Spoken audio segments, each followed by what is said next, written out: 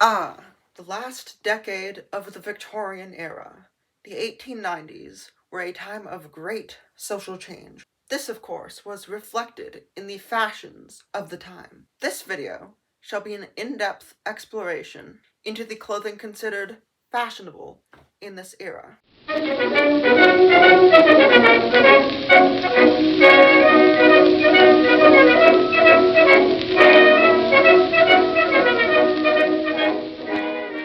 Hello, I am Lady Lavender. If you'd like to see more videos like this in the future, I recommend subscribing, leaving a like, ring the bell. Thank you very much. Remember, fashionable is the key word there. Not everyone, especially the working classes, could afford the fanciest, most up-to-date dresses or the finest silk top hats. With that out of the way, we can begin. The most important aspect of historical women's fashion that defines one era in contrast to any other is silhouette. What shape are the skirts and how big are they? What do hats look like? What shape is the sleeve? How do the undergarments affect the shape of the torso? To put it simply, the 1890s were all about large A-line skirts and puffy sleeves. Like most of fashion history, the silhouette of the outer garments depended heavily on the undergarments. As with most of history in Western society up to this point, the very first layer that goes against the skin was the chemise. 19th century chemises were more complex and numerous in design than the more simple and utilitarian linen shifts of previous centuries, yet they served the same function. That function being to protect the outer layers from sweat and body oils and anything else that could potentially soil the outer garments, which were not washable. Most all undergarments in this time were made out of white cotton, or, more rarely, linen. Then were the drawers, also in white cotton. They were a relatively new addition to ladies' wardrobes, having been popularized in the early 19th century. Many people these days may be perplexed to find that drawers were open, having no crotch seam, and rather being essentially two separate legs sewn to a waistband. This has a very practical reason, being that it makes it possible to use the bathroom without having to remove any of the numerous layers. Alternatively to a separate chemise and drawers, one could wear combinations, which were, unsurprisingly, a chemise and drawers combined into one garment. These as well were an even newer invention, the earliest reference I could find being in the year 1870, advertising that, quote, "I, George William Rowley, of 24 Addle Street in the City of London, merchant and manufacturer, do hereby declare the nature of the said invention for an improved ladies' and children's combined undergarment to be as follows. The improved ladies' or children's undergarment has for its object to combine a chemise with drawers in one, by which convenience is obtained for this purpose. The linen, calico, or other such fabric, ordinarily employed in the manufacture of ladies' chemise and drawers, is cut to the form of the drawers, and continued up to form the body of the chemise, and that the parts are sewn together so as to leave an opening between the legs for all necessary purposes, and also with an opening or openings at the breast and around the neck, which may be closed by buttoning or otherwise. At the waist there is a slide or other suitable opening when desired for tape, or there may be an elastic or other band so as to admit of the garment being drawn in that part. The bottoms of the drawers and the upper part of the body may be finished with tucks, frills, lace, or other ornamental work." Combinations continued to steadily gain popularity through the 1870s, 80s, and 90s. On the legs as well were worn knee to thigh length stockings. These were made of knit fabric and could be made out of wool, cotton, or, if it could be afforded, silk. They could be in any color, plain or patterned. They were held up with garters that could tie, button, or use any other method to maintain a tight grip so as to prevent the stockings from falling. They could be worn just below the knee or on the thigh. However, when I try to tie my garters around the thigh, they consistently fall, so take from that what you will. The next garment on the torso was the corset. It was worn over the base layers and served a fascinatingly wide range of purposes, which included, but were not limited to, smoothing the silhouette, bust support, back support, supporting the weight of the skirts, and making sure your layers don't shift around. One might think of a Victorian outfit metaphorically as architecture. A building needs very solid foundations, or else it will be unstable. Essentially, without a corset, your outfit will be the Leaning Tower of Pisa, and nobody wants that.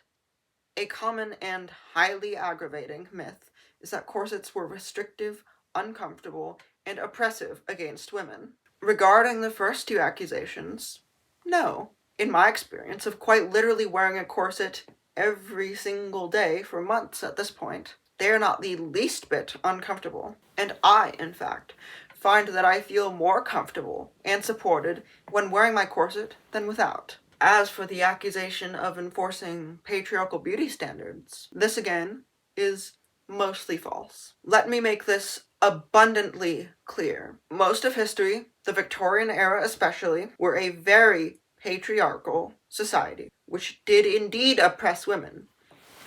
And still does. That being said, I find it highly insulting that we in current times accuse women's fashion of the past as being controlled by men and inflicted on women, when that is the very opposite of the truth. Women's fashion, corsetry included, was one of the only things in society that women had any real control over. Yet we spit in the face of those women when we tell such lies about corsets. Alright, my corset crusade has ended, and I must get back to the topic at hand. Corsets in the 1880s and 90s differed from those of eras to come in the fact that the busk was curved, rather than the Edwardian straight front corset, which in appearance deviates slightly more from the more natural form given by the 1890s corset.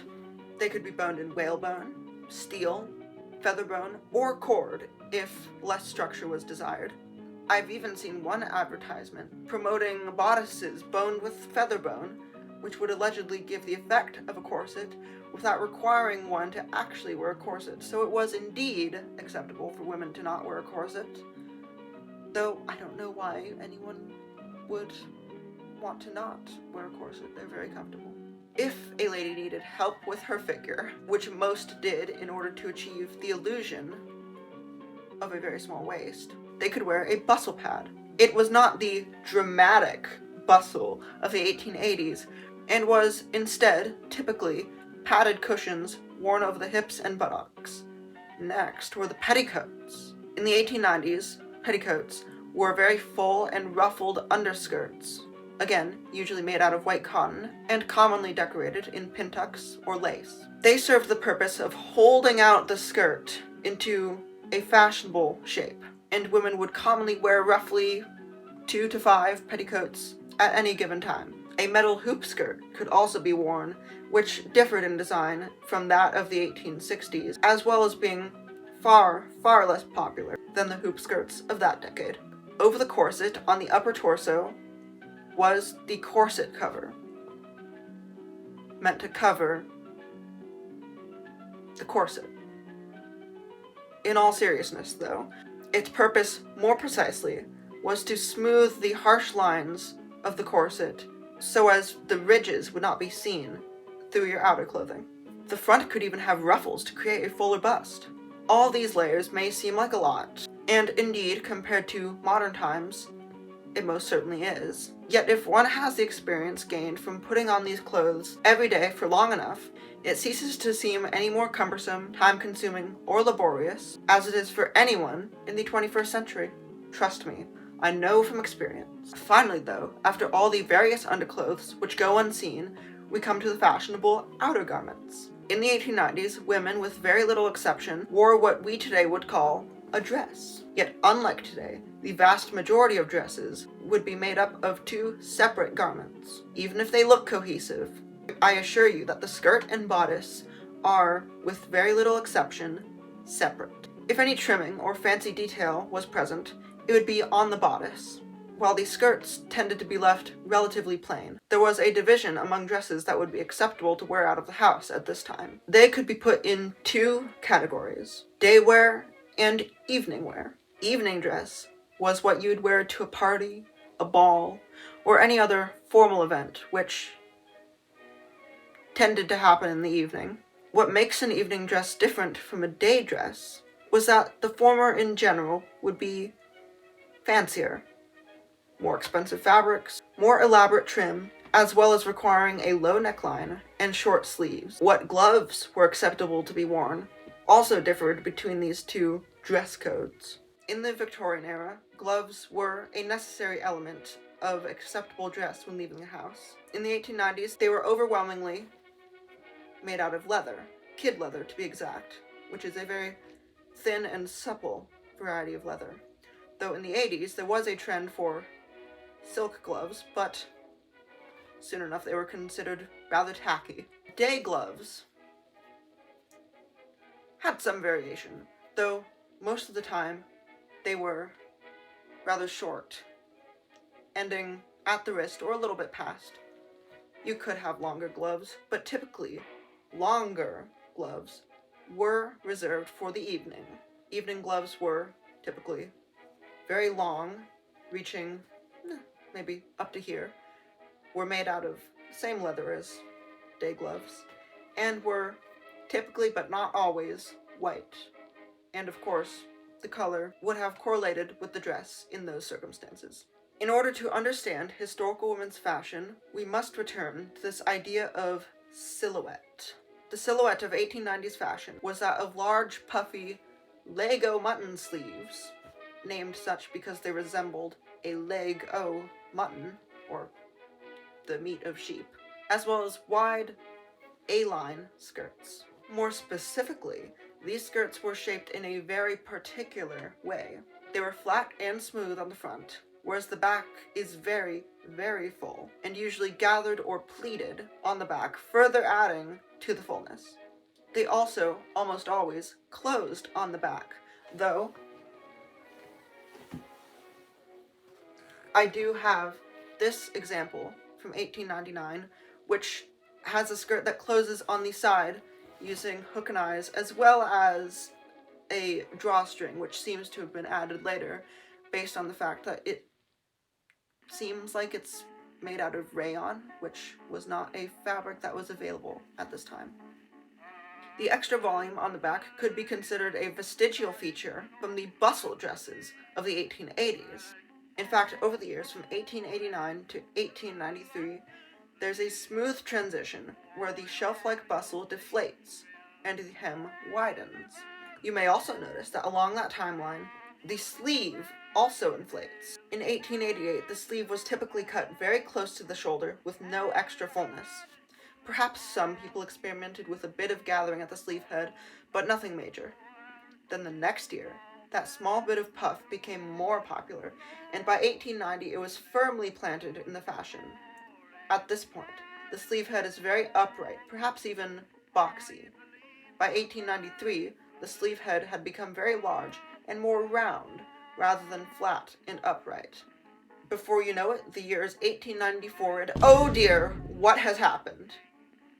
The mid-1890s, which is roughly 1894 to debatably 1896, were the peak of volume in both the sleeves and skirts. The hem of the skirt, in some cases, could be 7 yards in circumference, which is a truly absurd width. And the Lego mutton sleeves, as well, were just overwhelming. They often needed their own cage crinoline-esque structures in order to not flatten under their own weight. Not this jacket, though. The sleeve is small enough where I was simply able to interline the upper part of the sleeve with sturdy cotton canvas, and it keeps its shape very nicely. This did not last long, however, and by 1896, the sleeve had begun to deflate. In my personal aesthetic opinion, 96 and 97 are the Goldilocks zone of the 1890s, and indeed my favorite years in all of fashion history. The sleeves are voluminous, yet not overly so, and the skirts are wide, but not to an impractical extent.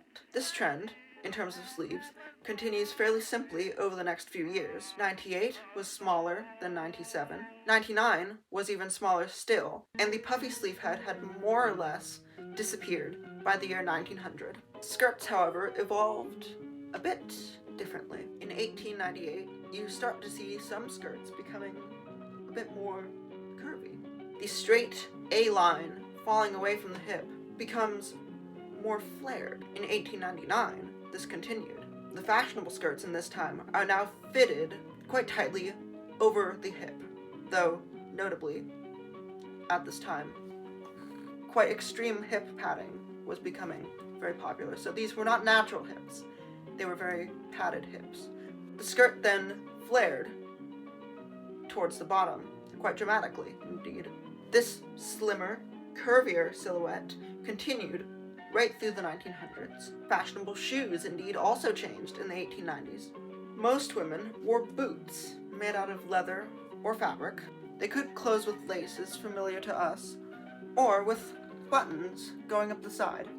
Boots were typically tight-fitting around the ankle, so to close the buttons, a special tool called a button hook was necessary. Some women actually chose not to wear boots and instead shoes. This could have been for many reasons, including the weather, personal preference, or the growing popularity of sports coinciding with more masculine fashions, both of which I shall speak of soon enough. For nearly the whole century up to this point, some sort of square toe was in fashion. In the 1880s, the toe shape became slightly more rounded, but in the 1890s, very pointy toes suddenly came into fashion. I'm actually rather unclear as to when exactly this happened. Women's shoes especially are rarely seen in fashion plates or photographs, which makes it very difficult to determine when these changes actually took place. I believe it is safe to say, however, that by the mid-1890s, pointed toes were firmly fashionable and continued to be well afterwards. The heel as well changed. In the 80s, the heel was moderately high, but in the 1890s, it suddenly got quite a bit shorter. This, combined with the new toe shape, made shoes of the 1890s very, very distinct. Hats varied quite a bit. They seemed to trend towards being more moderate in size, though there are certainly examples of very small hats being worn, as well as very large hats. Extravagant decoration was very desirable if one could afford it. Hats could be trimmed in ribbon, lace, feathers, flowers, and even whole or parts of taxidermied birds. I often find it hard to discern what is actually going on with many of these hats. The amount of things happening can be simply overwhelming. Hats being affixed to the head via ribbons tying under the chin was still a thing, but was far less popular. Hats by this point were nearly always attached using hat pins, which were long metal pins, sometimes with decoration at the end, which would poke through the hat, take a bit of your hair, and out the other side, securing it very effectively. If your hair was in an updo, which it nearly always was, a hat pin would be an effective method of securing your hat to your head so as to stop it from blowing away in the wind. Speaking of hair, the 1890s had very distinct styles in that regard as well. As previously mentioned, it was not acceptable for an adult woman to leave the house with her hair down. Thus, she would have to pin it up. Exact hairstyles varied greatly in many ways, but a general hair silhouette could be extrapolated. From the 1880s to the mid-1890s, fashionable hairstyles would have the hair commonly pulled back into a bun or a braid or something else, while also having some sort of volume on the front above the forehead. Bangs were actually quite popular in this time, and were often densely curled so as to form a frizz right above the forehead. In the late 1890s, the fashion changed. Now the fashionable hairstyle was more of a pompadour, resembling a halo going around the head, and instead of on the back, the bun had moved to the top of the head. Hairstyles could be very elaborate or very simple, depending on preference. I personally go for very, very simple styles, mostly for ease, but also because I've found that any extra floof just gets crushed when I wear a hat, which I always do, because I can't wear the hat. I can't leave the house without a hat. How improper that would be. No. Silhouette, of course, isn't everything there is to know about historical women's fashion. One of the reasons that I fell deeply in love with the 1890s over all other decades is the prominent menswear inspirations present in women's fashion. This actually started in the 1880s, with some bodices having buttons or false lapels or sort of wing collars. But these so-called mannish elements really took off in the 90s. Women started to wear tailored jackets, waistcoats, ties, starched collars, boater hats, and shirtwaists, which were garments heavily inspired by men's shirts, but adapted for women's fashion.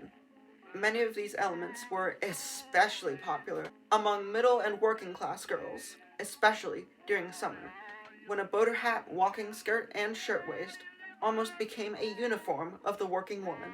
Masculine clothing was so very popular that some women took it even further, creating the archetype known as the new woman. The new woman was a strong, feminist, independent woman who loved bicycles, sports, and tailored menswear-inspired dress. One might be able to call me a new woman. This was all likely caused by a rise in women partaking in sports, especially cycling. In 1885, the bicycle that we have all come to know was invented. Previously, there were bicycles, and they were, to an extent, popular. They were what we would call penny farthings. A delightful name to be sure, though in the period they would have been called ordinary bicycles. In contrast, this new type of bicycle was known as a safety bicycle, which makes a great deal of sense considering that the ordinary bicycles of the time didn't exactly look all that safe. Soon it became acceptable for women to ride these new safety bicycles, yet the ordinary clothing that women would wear, with long skirts and such, was unsuitable for this purpose and made it dangerous to cycle. Thus, something fascinating happened. Women began to wear trousers. Not exactly like men's trousers. No, not quite yet, but they were indeed bifurcated lower garments. They came in the form of two types of garment: cycling breeches and divided skirts. Cycling breeches, posthumously called bloomers, were modeled after the knickerbockers contemporarily worn by men for the purposes of sport, though they used to be the default for all contexts earlier in the 18th century. Women's breeches were fuller and densely gathered in order to match the fashionable silhouette. Divided skirts were even more genius. When propriety was required, it would appear like a very normal, regular skirt, perhaps a bit shorter in length, and maybe a bit less full, but nonetheless a normal skirt. Yet when a lady was to mount her bicycle, she could unbutton a panel on the front, and it would suddenly become a pair of wide-legged trousers. It would become bifurcated. What can be said besides appreciation and awe of the genius behind this? I'm in love, personally. With that, I believe I have compiled a complete summary regarding my knowledge of late Victorian fashions. If you have watched to the end, I am ever grateful. I'm not sure when I shall create another long informational video such as this, be it about fashion, philosophy, politics, or any other passion of mine, but I'm sure it will happen eventually. In the meantime, I must bid you adieu. Farewell!